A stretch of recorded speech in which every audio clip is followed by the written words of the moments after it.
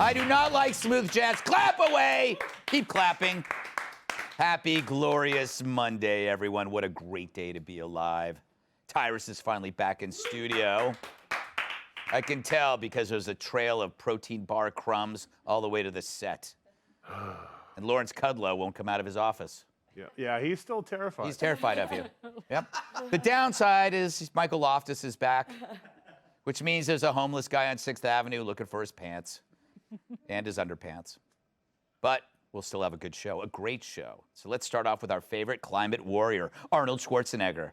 Remember, the consequences of global climate change are so pressing. The consequences of global climate change are so pressing. 7 million people are dying every year because of pollution. People are suffering because they're living close to freeway and the ports, and there's unbelievable pollution. All of those countries that come and give speeches that we're not going to go and lose jobs because of the going green and all this, they're liars.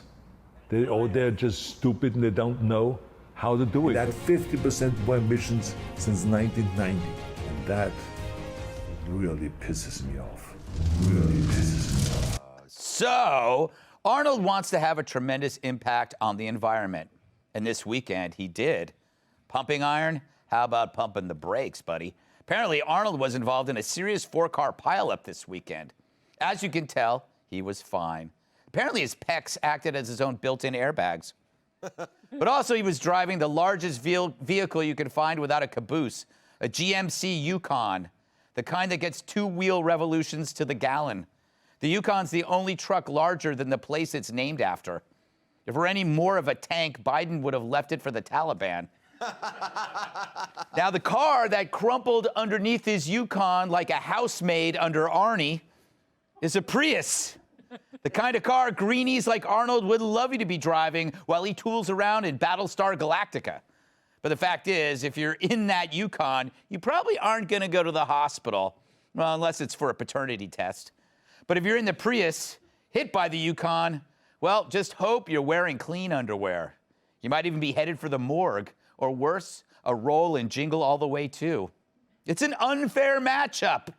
I'm trying to think of ones that are worse. That's just unfair. What? Anyway, it wasn't captured on video, but here's a recreation. And now Gutfeld Reenactment Theater presents Crash to La Vista, baby.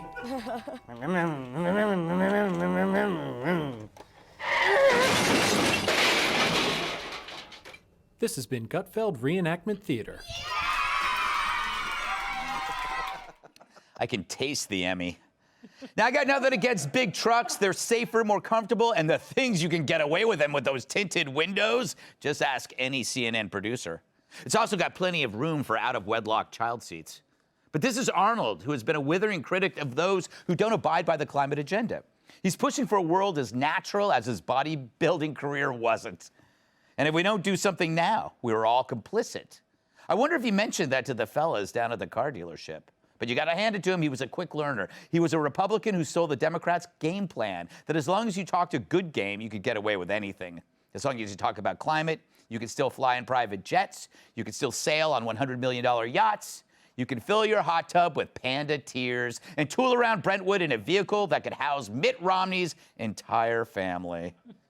Yeah, I bet they could fit all of them in a Yukon, including the dog on the roof. There's a callback. Now, I hope whoever got injured fully recovers. It's not their fault they bought a car as sturdy as a big wheel. But the story provides a lesson. Elites like to make rules for other people so they don't have to abide by them.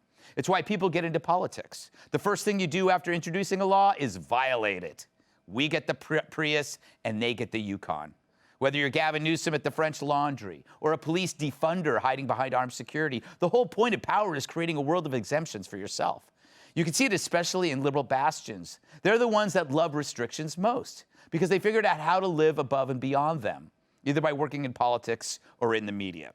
So in New York, in LA, and DC, crime spirals out of control, cops all over the country being shot and killed as innocent women are being randomly murdered by deranged lunatics. But you still hear this from the coddled fat bags at CNN.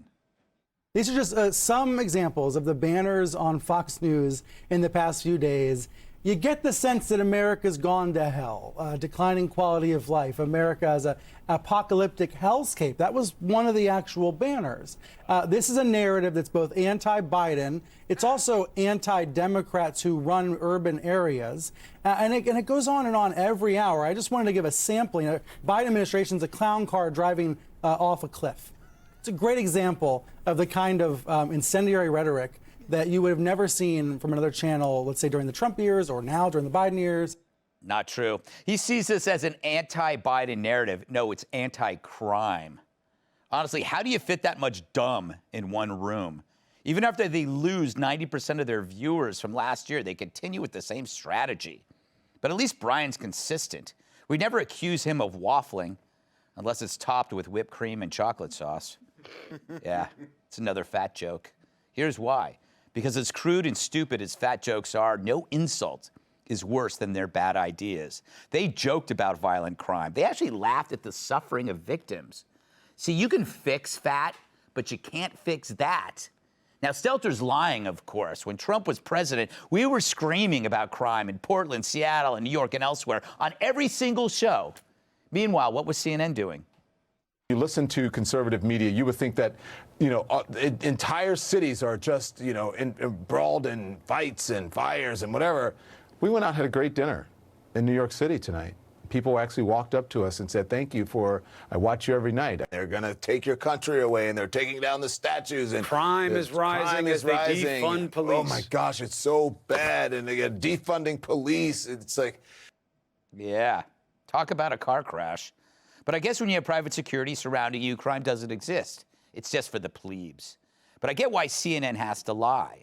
It's the only news network where take your daughter to work day has to be done remotely. And that could be why CNN still exists. If you can't control your appetites, control the news to make sure you stay out of it. And they can't even get that right. Let's welcome tonight's guest. She proves not every barefoot person with a corncob pipe and a banjo is a hillbilly. Fox Business anchor Dagan McDowell. He's got his own aisle at the Salvation Army. Founder of the LoftusParty.com, Michael Loftus. She communicates with the spirit world, mostly tequila, rum, gin, and vodka. Fox News contributor, Kat Tiff. And he's like a cruise ship. He's really big, and your grandma would love to be on him. My massive sidekick and the NWA World Television Champion, Tyrus. It is true. You get mobbed by the grannies. Yes, that crawl all hair. over you like they're, and they're still the same age as Mick Jagger, so technically they are groupies. Yes, nice to be. You're on my bucket list. As soon as I get my hip replaced, it's always a thrill. But thank you, love y'all. Thank you. Welcome back from your sequestered life. Sabbatical, yeah. Yes, sabbatical. So the monologue touched on crime. It touched on car accidents. Where would you like to go? I think you once again phenomenal. You bring it. You're never afraid. Thank you. But I think at some point, someone has to tell you this Stelter thing has to stop. Yes. Okay, because you are literally the only reason why he's on TV now. You are that 10%. That's true. That's watching him. You watch him thoroughly, and then you bring him on the show. He's literally a guest. I'm about to get him a little chubby high chair right here because you're all he's got. Yes. So his entire show is what can we do to get Gutfeld's attention. So I thought there's three reasons with you guys. It's either one, you guys are related somehow and you have to take care of him. How dare you? Two, he's got some really sketchy photos of you from your young days. Or three, he bullied you when he worked here. And this is like, you just got to keep it going, showing him, success. It's like the jilted lover that, you left behind, but you want to let them know how much they're missing it. Like, I guess he could have been sitting here if he'd have played his cards right. He never worked here. Game. He never worked here. Wasn't he an intern? No. He was on Red Eye once. Okay, that kind of counts. So he was a guest one time. That was it. And he was quite boring. Dagan, Schwarzenegger or CNN, take your pick. Schwarzenegger. I do love how he is trying to convey global warming by sweating. like he's going through menopause, like he really needs a testosterone patch. I wasn't looking at you when I said that. No, it was just Arnold's still my hero. I don't care what he says. I love it. He's the last one. Lou Ferrigno and Arnold's all I got left. No, I'm about ready to throw down about Arnold because he's been so famous for so long. This is the kind of garbage that you can get away with, where you are just a steaming lion sack of like schnitzel, and you can't even smell your own sanctimony. And you think about what he's gone through in his life. You mentioned, so he had an affair with the housekeeper who had a kid, and he was raising the kid like she was bringing the kid along on family functions to the house with his married family, and the kid looked just like him. And he's like, yeah. Well, whose fault is that? Yeah, okay. I know, but it whose fault is that? It shows. No, the wife put the goggles on. No, Listen. it shows major man-teats that he would do that he would try to get away with it. I too might have done this that. It's not about the car. You know what the thing is? You want to talk about the car? Well, yeah, it's like a Prius would be a perfect car if everybody else drove Priuses, but they don't. Right? They call it, they should call it the Prius, because in an accident they're gonna have to pry us out of it. Now, I was just talking about the jaws of good. lifus. Yes. No, I was just talking about the sanctimony. Yeah. And he became anti-Trump. Yeah. And then he compares January 6th to Kristallnacht. Crazy. That is it. Because his dad's a Nazi, or was. So that just shows you, again, with the climate change crowd, it's, I'm going to lecture you about how you should behave, but I'm going to do this because he's big and, well, formerly famous. But he thinks he can get away with it. Yeah, that's a great film. That's all I got. Yeah. That's all I got. I like that True Lies was a good film, and the one that happened on the Orange Planet, I can't remember what it was called. But Total Recall. Total Recall, that's it. Hey, good recall. I try. Oh, Jesus. Nailed it. Yes. Yeah, right? It's like he's in the room. Yes. Wish he was. All right. Yes. Arnold can't do something good or noble without an equal and opposite weird thing happening. Yes. Like, remember when the lockdown started and he's like, we're all in this together? And then the little horse came in and he was It's a donkey. It's a burro. Yes, he had a You're burro. like, we're not in this together. I don't have a little miniature horse getting out of my hand in my That's a good point. And like the wreck was fantastic. That's a good wreck. But because no one got hurt. Well, I think the lady woman in had the Prius, man. She had was a a roller concussion? coaster. She had a concussion. Oh, it's much worse. It's listen. I guarantee. As soon as she saw Arnold get out of the Yukon, she was like, "Oh, everything." That's emotional trauma. She just hit the lottery. Yeah, that's like true. the first phone call she made was, "Honey, quit your job." No, Arnold was driving. Yes. Oh, there must be nothing better than getting hit by a celebrity, right? Well, unless it's Matthew Broderick, then you're dead. Yeah. I almost got hit by Britney Spears one time. Really? Yeah. Really? Yeah. I went into the Ralph's grocery store. She just came flying by. And Was she actually in a car? Yeah. Okay. Yeah, this was right after the head shaving bit. So hot. Yes, it was. Kat, last word to you. Would you like to talk about the hypocrisy of the Yukon versus the Prius, or talk about how strange it is that CNN is belittling people's concern about crime? Let's see. Well, I don't know. I did like Jingle All the Way. Yes. But I did. But like Sinbad was really good in it. So I don't know if I give him that much credit. Yes. But it's obviously, I feel like if you really want to convince people to care about climate, this is the worst thing you can do.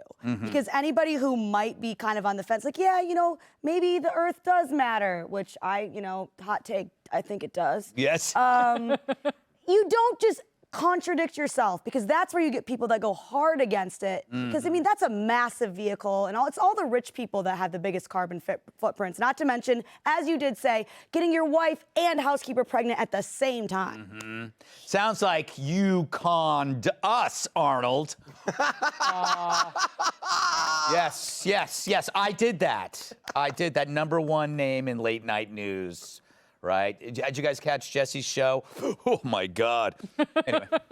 Hey, Sean Hannity here. Hey, click here to subscribe to Fox News YouTube page and catch our hottest interviews and most compelling analysis. You will not get it anywhere else.